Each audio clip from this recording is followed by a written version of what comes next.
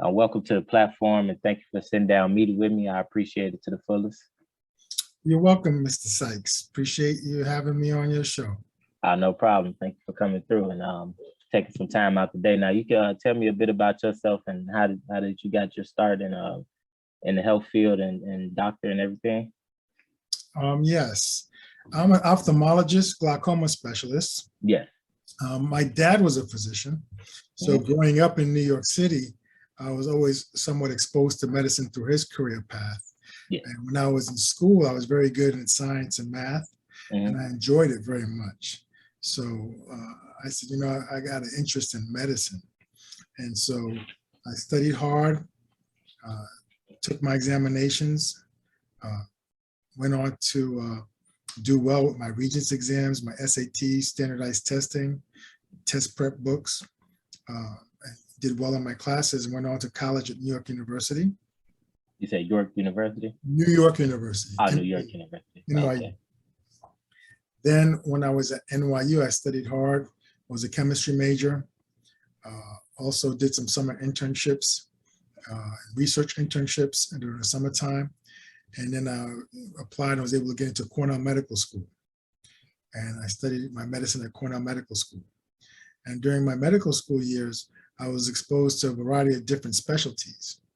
And I really liked ophthalmology. I learned about ophthalmology, the eyes, because when you examine people's eyes, you can see inside their body. You can see the retina, you can see diabetes, glaucoma, hypertension, cancer, different things you can see. And so that was very interesting to me. And also you can restore vision. If people have cataracts, you can take cataracts out to restore vision. And I learned about glaucoma being a leading cause of blindness in the Black community.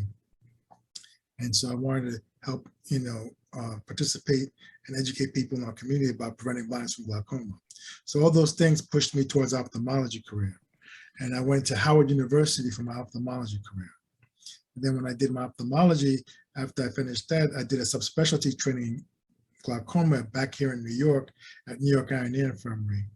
And then after that, I started my practice, initially in Queens, and started my Advanced Eye Care of New York. And then I started a second office in Harlem. And so Advanced Eye Care in New York, so 2 offices. We see patients 4 days a week. I operate 1 day a week. And I've never really looked back with that. And so in my practice, we have about 15 staff.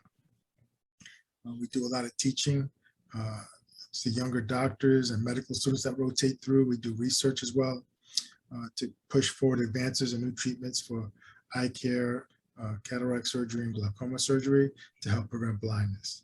And so that's one of my passions right there.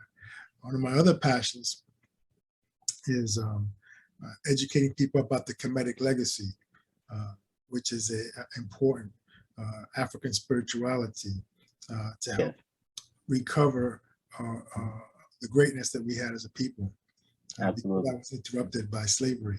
And so, I have an aunt, and I work with the Shrine of Ma'at as a follower of the Shrine of Ma'at to help spread that legacy in our communities.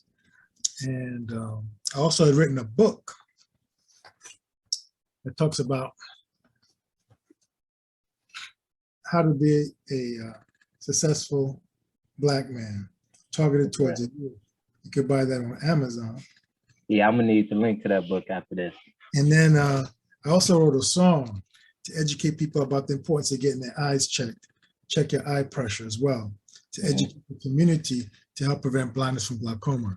So I'm involved in a lot of things within the medical specialty of ophthalmology, mentoring, community education, community awareness, community development. Yeah, that's interesting. I had when we came into the meeting, I had seen the aunt, and I was going to ask you about it, but I'm sure we can feel ourselves in as we go through this interview. So I know I just took off my glasses because of the glare, and it's interesting that you were saying that all of these things about the eyes, how you can look into past someone's eyes and see things such as diabetes, glaucoma, and everything. And just a little backstory. I remember I first got my eyes checked in like the 7th grade. And I remember just being a kid, the reason I know the exact reason why I wear glasses to this day, because when I was a kid, you couldn't take me off the video game, you know. And like now that I'm older, I just let people know the importance of eyes, and you know how important it is to take care of your eyes, you know, because you can zap them out. It don't take long to zap your eyes out. So like, what's an interesting thing that you learn studying things such as glaucoma and everything? Like, what's something that's like that was just like interesting that you learned through your studies and you just like put it in your back pocket? Well, a couple of things. For younger people, okay, with the COVID pandemic, we're all spending a lot more times on our computers, okay? Absolutely. And sometimes we're sitting at the computer, learning Zoom, for several hours at a time. It's very important to reduce eye strain that you follow the 20-20-20 rule. Every 20 minutes, take a 20-second break from the screen, look at something that's 20 feet away for 20 seconds. And that allows your eyes to relax a little bit, look at something off in the distance, and reduce eye strain. And then you can come back to your computer. So every 20 minutes doing something like that, that reduces eye strain. That's one. Two, make sure you get your eyes checked once a year, because sometimes you may need a prescription for your glasses. And if you don't have the proper prescription, you could be straining yourself. Okay, so those are two important things in this pandemic. The third thing is at night, a lot of us have our phones and we're on a phone 24/7 sometimes. The light from the phone, the blue light from the phone, is not good at night. Because at night, when the sun comes down at night and it's dark, your body secretes melatonin, okay, a hormone to make you go to sleep. Yeah. When you're looking at a bright screen, that makes your eyes and your body think it's daylight, and that suppresses the melatonin. That can interfere with your sleep cycle. Yeah. And sometimes you won't get as much good sleep. So make sure a couple of hours before you're about to go to sleep, you turn the screen off. So you can get a good night's sleep. It's very important to get a good night's sleep, because a lot of times lack of a good night's sleep can give you headaches, decrease ability to concentrate, and decrease ability to perform on tests and different tasks at work and being focused. So try to turn off the phone at night for the screen time, and you get a good 6 to 8 hours of sleep. So those are some pearls for the young folks.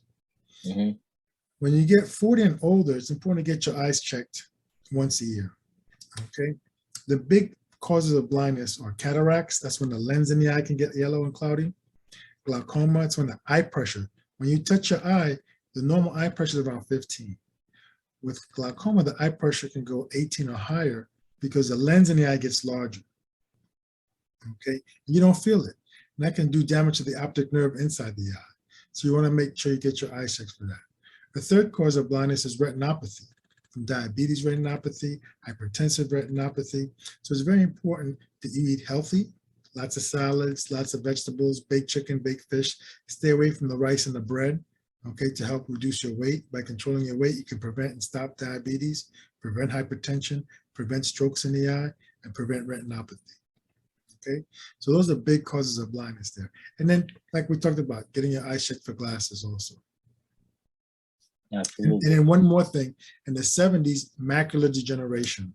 That's when you have a degeneration of the retina, the fovea, which is a part of the eye that could lead to loss of vision. And with the eye exam, we can get checked for that and treated for that. Absolutely. That's interesting to know. You know, I try to cut down usage of the phone, because it's crazy that you spoke on the blue light, which that goes in our screen. And I remember seeing something with children having melatonin issues and receiving like melatonin pills, and it's causing a melatonin overdose within them. And you know, a lot of things are like plugged in electronically and everything now. And also too, with us going remote for work, you know, sometimes I think to myself, like I just came off a previous remote job, and it was my first time actually scheduling 8 hours a day on a computer. Like usually when I do my own work remote, I can schedule myself, so I got time to sit. You know, I can sit on the computer for like an hour. I can take a break, and usually I tell myself that the average human only got about 30 minutes of attention span. So I try to take frequent breaks. But at this job, you couldn't necessarily do that. So what would you say about remote work and people gotta look at a screen for 8 hours. Because when I do it, I'm like, this can't be life, you know. So what do you feel about that? Well, two things. I mean, you can look at a screen for several hours throughout the day, but just do the 20-20-20 rule. You know, every 20 minutes, take a 20-second break, look at something 20 feet away to help reduce the strain on your eye, and then you can come back. So that's one. And then two, we are having an epidemic of myopia, which is nearsightedness, where people the kids, they start to need glasses that get stronger and stronger every year. To help reduce myopia, it's very important to go outside for an hour, like walk around 30, 60 minutes a day outside in sunlight. Walking around outside in sunlight helps reduce myopia. So I would say take a lunch break and go outside, do something outside, particularly for kids. It's very important for kids whose eyes are developing to help reduce myopia. Gotcha. So you got the song Eye Pressure. So how did you come about developing the song, and like what was the impact of the actual song that you created? Yes, well, it's very interesting because a patient of mine, he is a musician. And he sold me one of his CDs. I listened to his CD in the car on my way home. And I really liked his voice. I liked his music.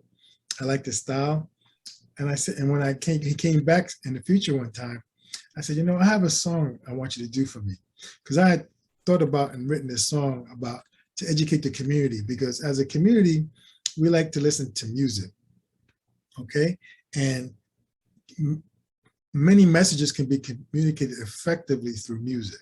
Absolutely. Growing up with the hip hop industry and the hip hop world, you know, we learned what the East Coast was doing, what the West Coast was doing, what was going on in the South. Bob Marley told us what was going on around the world, with the planet.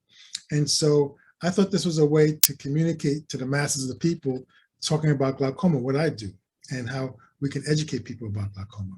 So I had written the words out to the song, and I told him I wanted to like a sort of compa troubadour rhythm. And he, with his musical talents and singing abilities, helped to put the song together. So we collaborated on this, and we came up with Eye Pressure. And Siobhan Poulard, he's the singer here. And Marie-Luce Brutus, she's also a singer. They put it together, and I'm the songwriter in the middle over here. And so that's what we came up with. And it's a nice, catchy beat, Caribbean flavor sound. And it educates people about getting their eyes checked for cataract and glaucoma. And I encourage all my patients, I share it with them to distribute to their family members so they can learn. We're trying to get it out on the radio stations. Glaucoma Foundation has put it on their website. So slowly but surely, we're trying to get it out there. And during like Glaucoma Awareness Month or Glaucoma Awareness Week, we try to circulate it around social media and get people out there. Because half the people in America who have glaucoma, they don't know that they have it, because it's a silent thief of sight. When you have elevated eye pressure, you don't feel it. And you can, sometimes by the time you notice it, you've gone blind in one eye already before you pick it up. So it's very important that people become aware of this, get checked for this. And globally, as many as 80 to 90% of people don't know that they have glaucoma, and they're walking around with it. So it's a big public health problem, and it's very important to educate people globally about it. Absolutely. Now, when did you guys release the single? This past year, it just came out. Okay, gotcha. Fresh off the block. Oh yeah, that's cool. So I know you say you use hip hop as a form of communication, music as a form of communication. How do you you know, because you got the songs, you got your advanced study in glaucoma and everything. How do you use like what you created so far and what you've done and research so far? How do you use that to break that barrier to get people to study, not study glaucoma, but get checked for glaucoma? You know, because sometimes, you know, you got those people who just refuse to do such a thing. Well, I think, you know, when you have delivered good outcomes, you have to deliver great outcomes. Whatever you do in life, you want to be the best at it and deliver great outcomes. So when I do my surgeries, I want to deliver great outcomes for my patients so they can see better, their pressures are lower, and they have a good outcome. When they have a good outcome, they go tell their friends and family members. They say, hey, I'm seeing better, my glaucoma is taken care of, I'm under control, I'm not losing vision. And they tell their friends and family members, and that brings people in that respects. So that's the best way you could do that. When I'm teaching people, I'm saying, look, we need the best, try to be the best doctor you could be. Because by being the best doctor you could be in the community, then you'll blow up. Everybody will come around. Okay. And then, and then we just have to educate people too, because some people just don't know. You know, they don't realize that they don't know. So by educating with the music, it's just another form of communication. You can educate people by talking to them. If you hear a song that talks about get your eyes checked, that sort of reinforces it. So you can use different media and different mechanisms to communicate. Absolutely, I agree. Now, would you consider your area, and you're located in Manhattan, correct? In the Manhattan Yes, area? I'm in Harlem and Southeast Queens. Would you consider it like a close knit, like everything is close knit over there? What do you mean by close knit? Like as within the community, like you gain that you got that bridge of community within your medical studies and within the community. Well, I've been in the community for over 25 years. Yeah. So people know me in both locations. We have a good relationship. We have a great following, and we continue to grow. And I think it's very important, you know, for physicians to have a good connection with the community in that respects. And these books and the CDs has just helped to strengthen that relationship as well. Absolutely. Now, on to your book. It was How to Become a Successful Black Man, correct? Yes. Talk about the development of your book and what all went into the process of creating it. Okay, that's a great question. Well, I've been doing a lot of mentoring over the last 25 years. And during my training when I was at NYU, I got one of my mentors who I met with and was friends with and invited him to our school on several occasions to speak was Dr. Ivan Van Sertima, Dr. Ben also, amongst others. And they were a tremendous inspiration because they really told us and taught us our African history in connection to the Nile Valley civilization. And, you know, during my years of training, I thought that that would be standard operating practice in many of the schools across the country. But a lot of the Black Studies department were defunded and sort of destroyed. Right. In a way. And when I realized that, and I saw that many of the younger kids weren't getting this information, and I didn't like the way young kids were being portrayed in the media, all the negative images you always see of young Black men in particular. Absolutely. That inspired me to write this, you know, and in a way that young people and young families could grasp and understand with images and share the history of the Nile Valley civilization, pros for success, and pitfalls to avoid to become successful. So it's a nice book. It includes the history of the Nile Valley, including the 42 laws of Ma'at. The first physician that was Imhotep, an African. The author of the first book, Ptah Hotep, who was an African. The moral spirituality that helped to help build your character as a great person, to become a great person. And then pros for success by studying hard, following your passion in life, studying to become the best that you can be, making good financial decisions, good personal decisions, having respect for the woman, respect for family life. I mean, here with the Ankh, you can see here, this Ankh represents the womb of the woman, divinity, okay? The male aspect is represented here, the children here, life, family, harmony, balance, justice, order, reciprocity, okay? These are the basic principles. It also represents the 42 laws of Ma'at, okay? Ma'at was represented by a woman. She was a deity that was a woman. And here you can see she has wings, okay? Wings for ascension, okay? That's where the concept of angels came from, okay? Angels. And there are many stories. Here is the Kepa. The Kepa is the beetle, okay? The beetle, okay, represents transformation, development. What a beetle does, it takes poo-poo, animal poo-poo, and rolls it up in a ball. and pushes it towards the sun. And inside that ball, it puts its eggs in. And its eggs develop and transform into adults and comes out when it's born into a being. Okay. And so these stories of transformation, of being able to transform ourselves to become a better person, to become a greater person, no matter what your situation, no matter how dirty your situation may be, you could transform yourself to become a much better self and the best that you can be. These are all African traditions, African stories that are important for the for the youth to know. This right here is Amen. Okay, the official name is spelled A-M-N. The Europeans added the E to call it Amen. That was the original deity that we were worshiping. Okay, 2,000 years before Jesus Christ, 3,000 years, many thousands of years before Jesus Christ. So this is an original African spirituality that is very important for us to connect with, to make us better people, to have a strong African foundation in that respect. And then these are a very important way to help civilize the world, civilize even white folks, okay? Because when you look at the history of America, it's not a pretty history. Europeans came here, okay? The Indians were very friendly. The indigenous Black and brown people were very friendly to the Europeans by receiving them. What the Europeans did was not nice. They enslaved them, killed them, stole their land. That was not a nice thing to do, okay? And took their culture away, all right?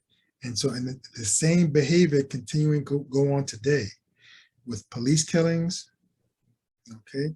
Violence by racist groups. And that violence has even been embraced within our own communities where we're killing each other. Okay, there's so much self-hate that we're killing each other, okay? And it's easy for us to do that. And we've gone so far away. So that's why we have to go back to learn these teachings, learn this spirituality and integrate it in everything that we do in terms of our work, our family life, our careers, to promote excellence, develop excellence, and be the best that we can be as a divine being. I agree. I agree with you on that. Now, let me ask you, do you feel like the study of the Ankh and kineticism, is it skewed nowadays, do you think? Or are we getting closer to that study again? Well, you know, during slavery for 400 years, we could not read. It was a law, it was a crime for us to read, okay? Then when we came out of that, we had segregation, we didn't have access to this knowledge. Okay, it's only recently in the late 60s with the awakening of consciousness that we had access to this knowledge, okay? And it's only recently, and even in my own life, that I actually had the chance to travel to Kemet, which is now known as Egypt, okay? To actually see the writings on the temple walls, to visit the temples where our ancestors were thousands of years ago, and where they wrote in their language of the Medu Neter and the hieroglyphics. And you can actually read and understand the symbols and study that, so you can see and we can interpret it for ourselves, this beautiful language, this beautiful history. And our ancestors, you know, they loved us so much that what they did, they built these temples and they wrote this knowledge in stone to preserve it for future generations. Okay. And so we have a duty to really go back and learn that material and learn that stuff and do the work to do that. And it's a beautiful history. It's very inspirational. It inspires me to excellence every day, to be the best husband I could be to my wife, the best father I could be to my kids, the best doctor I could be to my patients, and still strive for excellence to take it to the next level. Because in the spirit of our ancestors, it was our ancestors that built the Great Pyramids, okay? Even today, people don't know how they did it, okay? Or how they did it, were able to do that. They can't reconstruct that, okay? We invented medicine. Imhotep, the first physician, wrote the first medical textbook, plumbing, almost anything, music, any aspect of civilization, society was invented in the Nile Valley area. Okay, so that's our history, that's our legacy. We have to embrace it, study it, learn it, pass it on to the next generation, and incorporate that to be the best that we can be.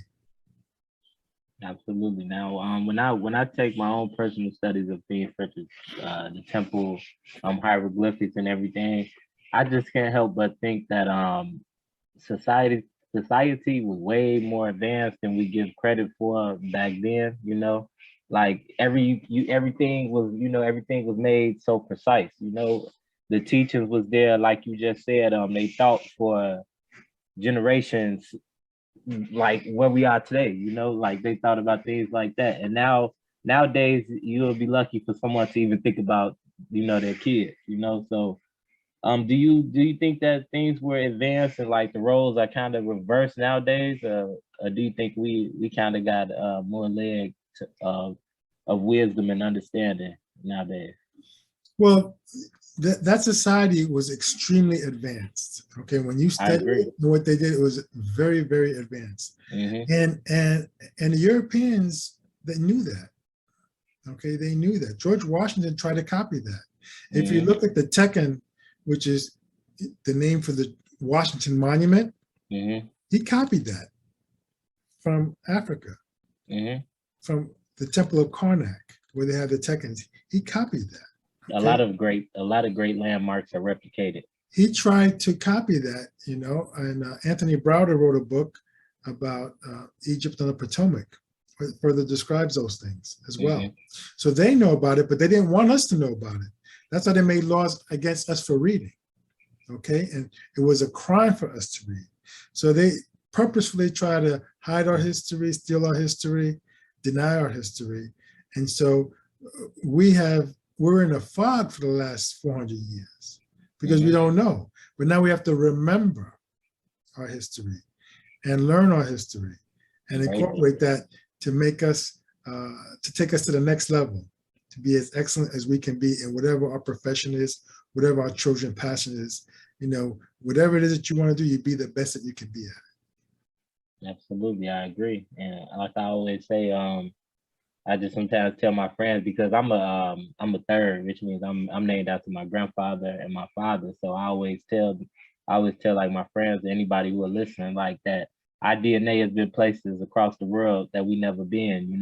So like you gotta kind of think globally and economically like that, because sometimes we'll be trapped, in our minds and within our communities. Like we don't get the blessing to see beyond that, sometimes so we can't go so far to necessarily connect ourselves to our ancient land and ancient civilizations, because it's still in us, even though we're living in 2022, it's still in us. So what's some advice you would give to someone who's seeking such a study, and like what would you get them, like what starting point would you give them? Well, the starting point I would give to start out is to get this book. This is Hmm. good for men and women. How to Become a Successful Black Man. Hmm. Okay. You see, I have a picture of a Black man, woman, and child, family, life, Yes. harmony, balance.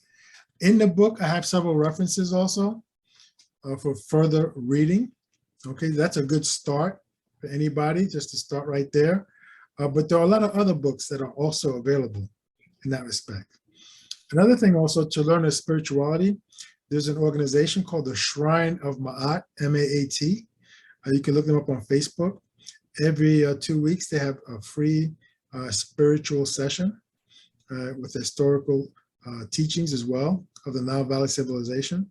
So you could learn more about that, led by Dr. Jabari Osaze and his wife, Anika Daniels, who they're very good and very knowledgeable.